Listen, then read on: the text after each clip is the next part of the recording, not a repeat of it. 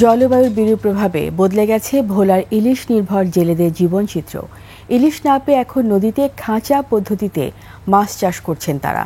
তাদের সহযোগিতায় এগিয়ে এসেছে মৎস্য বিভাগ। ভোলার প্রতিনিধি মেজবাউদ্দিন শিপুর তথ্য ভিডিওতে ডেস্ক রিপোর্ট। নদীতে মাছ আহরণ করে জীবিকা নির্বাহ করেন ভোলার অন্তত ৩ লাখ জেলে।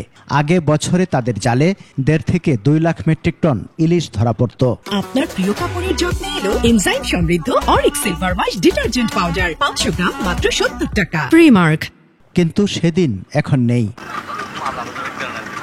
জলবায়ু পরিবর্তনের কারণে ঘন ঘন বন্যায় পলি জমে মেঘনা নদীতে অসংখ্য ডুবুচর তৈরি হয়েছে। ফলে সাগর থেকে মেঘনায় আগের মতো ইলিশ আসতে পারে না। অন্য পেশায় সুবিধা করতে না পেরে নদীতে খাঁচায় মাছ চাষ করে জীবিকার পথ বেছে নেন অনেকে। মাছ পাইতেছি না, যে তেল খরচ, বাজার সদাই, নৌকার মানুষ, মানে বিভিন্ন ইত্যাদি খরচ দিয়ে পোষাইতে পারি না। অনেকটি চর পড়ছে, চরের কারণে আমরা মাছ পাইতেছি না, 2টা 1টা এভাবে মাছ পাইতেছি। এখন আমরা এই খাতার মাছের লগে সংযুক্ত হয়েছি। তারা এখন এই মাছ চাষ করে ফ্যামিলি খুব ভালো আছে। সদর উপজেলার তেতুলিয়া নদীতে ৫ শতাধিক ভাসমান খাঁচা রয়েছে।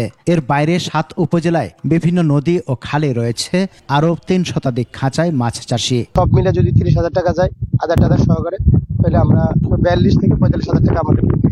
নদীতে যখন মাছ চাষ করে স্রোত, মাছ মারা যায়, কিন্তু এখানে আসার পর দেখলাম না, কোনো মাছ মারা যাচ্ছে না। মাছ চাষের যে ঘাটতিটা ওইটা পূরণ হইতাছে, আবার বেকারত্ব দূর হইতাছে। মৎস্য বিভাগ ছাড়াও জেলেদের বিনামূল্যে খাঁচা, মাছের পোনা ও প্রশিক্ষণ দিয়ে সহায়তা করছে একটি বেসরকারি সংস্থা।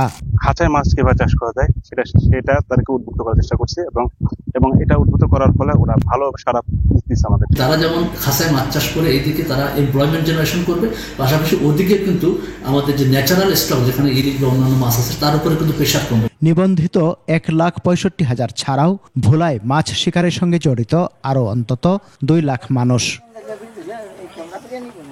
সমর ইসলাম, ডেস্ক রিপোর্ট, ২১ টেলিভিশন।